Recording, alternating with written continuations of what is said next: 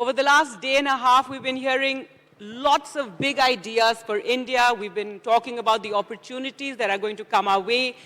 Tony Abbott spoke about how we could be the leader of the free world in the next couple of decades. And we've also heard about artificial intelligence, creating jobs, also taking away jobs. So how do we ensure that our youth are ready to grasp all these opportunities that are coming our way? How do we ensure that we can convert knowledge to employability? And I can't think of a better panel to join me to have this discussion. Thank you so much for being with us here today. And Ravneet, I'd like to start with you. We've been talking about Viksit Bharat 2047.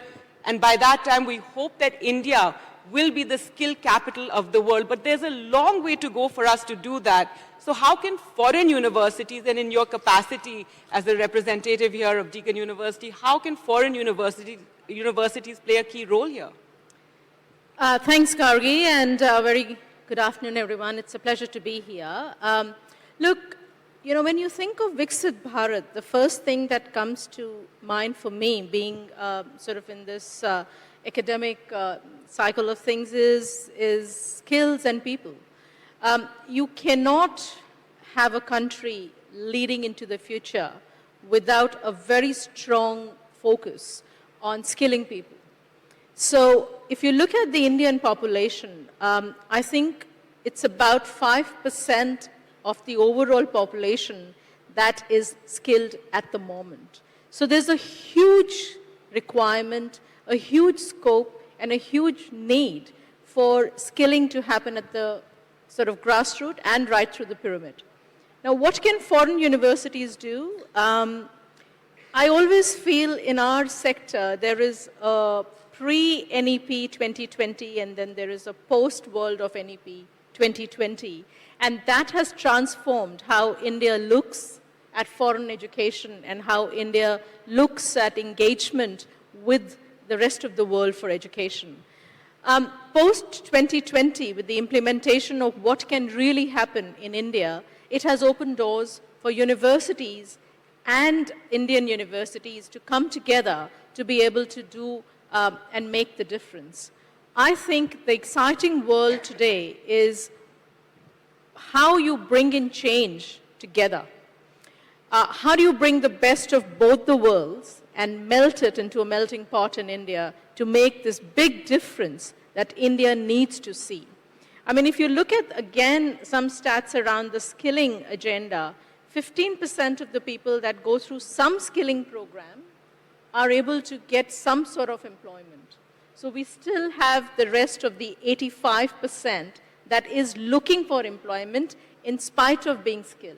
So there is a gap, right? How do we come together with this change that will happen in the next 20 years for India to be the skill capital of the world is where foreign universities will play a huge role.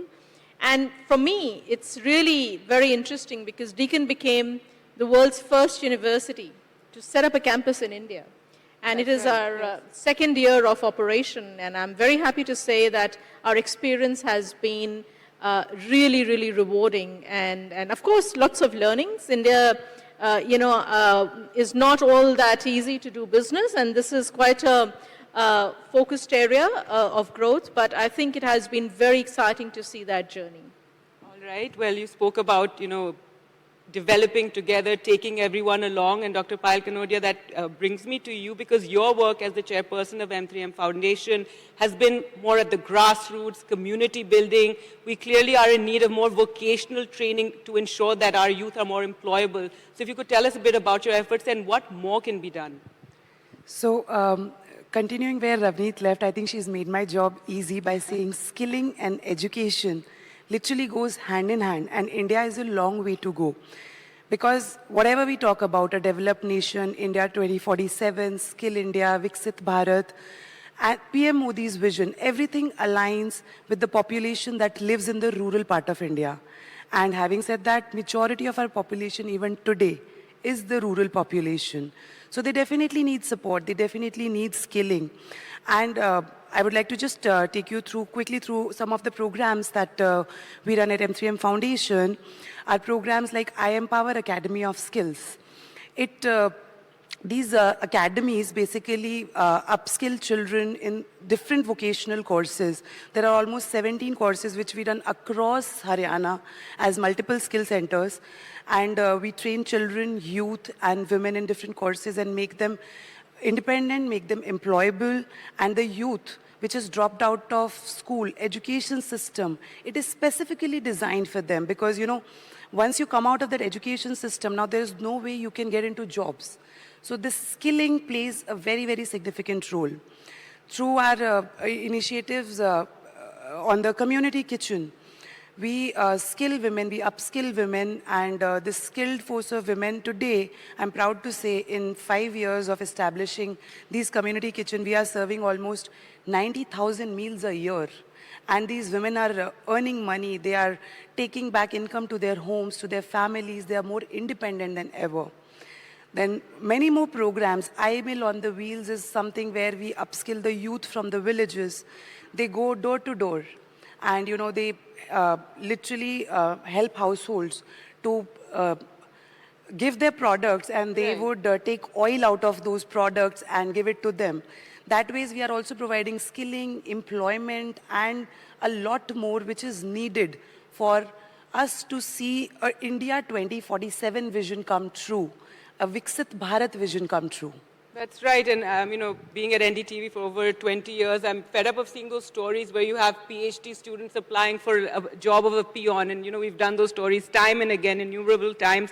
But Ravneet, if we can talk again about the role of foreign universities, if you can tell us what are 5 things that Deakin University can do or is doing to help us in this journey of having, you know, a skilled youth of India. Thanks, Gargi. If I look at the pyramid, I think that foreign universities can contribute right across the pyramid. When you look at the grassroots level, like Payal was mentioning, I think there is a lot that foreign university can bring in. I'll give you an example of what we are doing. So we are working with an Indian institution in Pune, where we have adopted 200 villages across together, where we are looking at women empowerment. And we've also brought in universities that are Deakin University's partners. So we've got 2 universities from the UK, 1 from the US, we've got 2 from Australia, and then ourselves. All of us together with this particular Indian institution are working towards a program which will do the research, which will do the analysis, use of technology, providing a platform to these women from these 200 villages to be able to use digital marketing to showcase and sell their product out into the world. So while universities in the past have not really been thought about being action on the ground, I think the world is changing. Like Payal also said, I think skill and education, skill and knowledge, in my mind, have to go hand in hand. And at this point of time, it's really an important part for India to look at that, to make the change. In my mind, inclusive education, accessibility, how do you use technology for accessibility, for high quality education? And NEP now allows you to do that. So I've got my 5 C's that I think foreign universities can bring in. The first to me is collaboration. And when I say collaboration, I mean collaboration from top to bottom. You could look at high-value skill training through leadership training. Again, there are numerous examples that universities are already working in India, but that can be amplified. You can actually take it to the next step and really make it more accessible, not just to the elite sort of band of people, but across to India. The second to me is looking at curriculum. How do we bring best world curriculum to India, and how do we make it applicable in India? And I think it's not just about foreign universities doing it. It's about doing it in collaboration with the Indian ecosystem. I mean, if I was to make one point about the law about foreign universities coming to India, I would like to tell the Education Minister that you should absolutely be looking more towards how foreign universities can collaborate and also look at campus within campus in India. It's good for foreign universities to bring in their campuses, but the melting pot really is when you bring this together. When you bring an Indian institution, when you bring an Australian institution and put it together and get the best out of it. So collaborating with Indian institutions that are already on the ground. Yes, and that's where my third point about culture comes into play. I think it's really important for Indian culture and for culture from different parts of the world to come in and make a difference in how you can change the youth of today and tomorrow. Because we live in a global world, we've got to think about how we can look at the boundaries and make it into more of a melting pot. I think the other two for me are capacity and capability. Building India's capability is building the capability for the world, right? With 1.6 billion people and a lot of them hungry, a lot of them wanting to make a change, you can change the world. And which is to me why skilling is absolutely the imperative to Viksit Bharat. Absolutely, and you spoke about collaboration, so I'd like to bring in, Payal here and talk a bit more about that when it comes especially to public-private partnerships. What more can be done there? What message would you have on that to the Education Minister, as we just heard here? How can we get states more involved? You spoke about the work that you do in Haryana, but yes, clearly more states also need to put a lot of focus on this to ensure that their youth are capable and ready for all these opportunities that are coming. Of course, and public-private partnerships is something that is essential in any kind of work we do. And as Ravneet has already put it together, I think it's so beautiful even when you look at the top of the pyramid or the bottom of the pyramid. Collaboration, capacity building, culture, everything, literally goes hand in hand. Whether you're working at grassroots level or you're working with international universities, it's all same. The structure is same, the methodology is same. It's just that the people are different. They need to be treated a little bit differently. So collaboration is extremely important. The public-private partnerships is very, very important. And especially when you talk about working in grassroots level, social sector, public-private partnerships become even more important because there are a lot of policies, there are a lot of frameworks that are needed for the beneficiaries to take advantage of that and to be able to take full potential out of them. Hence, it is absolutely, absolutely a key to, doing any kind of a work for our youth, to make them future ready, to make them empowered. We really need the collaboration with the government, the public societies, and the grassroots population. I just want to add, Gargi, when I think about, Payal's point, when I think about skilling, so we have ITIs in India, right? These are the technical institutions. In my mind, if you pick an IIT and you focus an ITI as a buddy system with the top IITs and say a cluster of 5 ITIs with an IIT and focusing on one skill set, let's say energy transition, let's say green revolution, and you pick these 5 ITIs with world collaboration, you bring in the curriculum, you use technology, and you channelize the youth to be able to look at upskilling in the jobs of the future.